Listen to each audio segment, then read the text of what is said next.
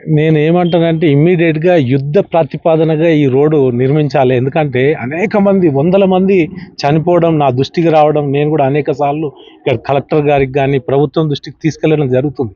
Janasena party ఆధ్వర్యంలో. ఎందుకంటే మేము రాజకీయాలు చేయదలుచుకోలేదు. ఈరోజు ప్రాణాలకి మనం ఎన్ని కోట్లు ఇచ్చినా తక్కువనే. ఎందుకంటే ఎవరిదైనా ప్రాణమే. అదే ఒక ప్రజాప్రతినిధి ప్రాణం పోతే మాత్రం ఈరోజు మంచి మోడల్ రోడ్‌లేసేస్తారు.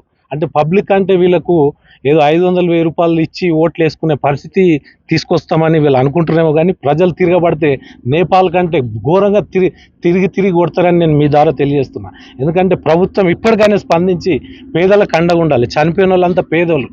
చాలా పేదోళ్ళు. ఒక బస్సులో జర్నీ చేస్తారంటే ఎటువంటి పేదోళ్ళు ఉంటారో మీకు తెలుసు. దాంట్లో మహిళలు, అదేవిధంగా 70 మంది ఆ బస్సులో ఎక్కడం అంటే మీరు ఆలోచించాలి.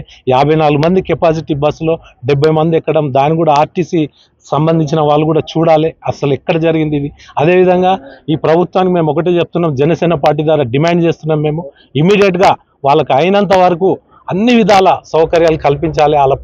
ఎవరైతే ప్రాణాలు కోల్పోయారో వాళ్ళకు ప్రభుత్వ ఉద్యోగం కూడా ఇవ్వాలని నేను మీ ద్వారా తెలియజేస్తున్నా. అదేవిధంగా ఏదో 5 లక్షలు, 2 లక్షలు ఇచ్చి ఈరోజు జరిపోయిందంటే కాదు. రేపు ప్రజలు మీ మీద తిరగబడతారు.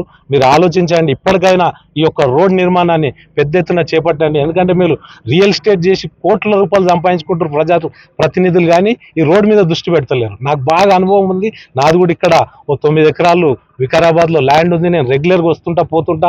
అనేక సార్లు అనేక యాక్సిడెంట్లు నా కళ్ళము కూడా జరిగినాయి. జరిగినప్పుడు కూడా మేము మీ దృష్టికి తీసుకురావడం జరిగింది, కలెక్టర్ గారి దృష్టికి తీసుకెళ్లడం జరిగింది, అదేవిధంగా ప్రభుత్వం దృష్టికి తీసుకెళ్లడం జరిగింది. ఈ మధ్య కూడా ఇక్కడ కూరగాయలు అమ్ముకునే వాళ్ళ మీద కూడా ఒక లారీ ఎక్కడం, అదేవిధంగా అక్కడ కూరగాయలు తీసుకునేటప్పుడు ఆ పాపం చాలా మంది నన్ను గుర్తుపడుతున్నారు. వాళ్ళు కూడా చనిపోయారు అంటే నేను చాలా బాధపడ్డా. అదేవిధంగా నేను ఈ రోజు ఇమీడియట్గా ఇక్కడ రావడానికి కొంచెం సమయం పట్టింది.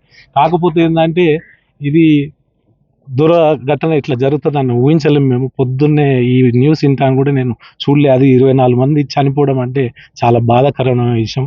దీన్ని జనసేన పార్టీ పగడ సానుభూతి తెలియజేస్తుంది ఆ కుటుంబాలకు.